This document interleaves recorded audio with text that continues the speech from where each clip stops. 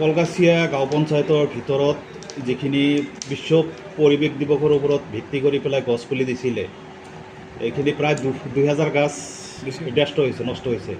কি ক'ব এই সন্দৰ্ভত?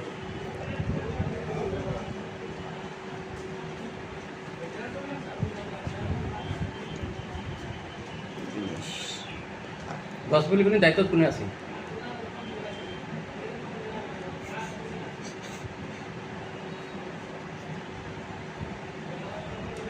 ইমানখিনি গছপুলি চৰকাৰী আঁচনিৰ পৰা আহিছিল, গতিকে আপোনালোকে কিয় ডেষ্ট্ৰয় কৰিলে?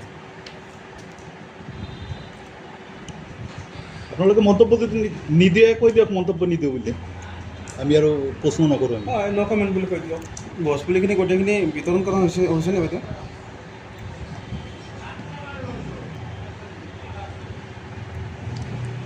কিয় হোৱা নাই, কি কাৰণত হোৱা নাই, কি কাৰণত ডেষ্ট্ৰয় হ'ল কওক, আৰু যদি ক'ব নোখোজে তেনেহ'লে মানা কৰি দিয়ক, অসুবিধা নাই। মনে মনে থাকিলে বেয়া দেখি, কওক। আপোনালোকে বিভাগীয় কৰ্তৃপক্ষ, আপোনালোকে নক'লে কোনে ক'ব?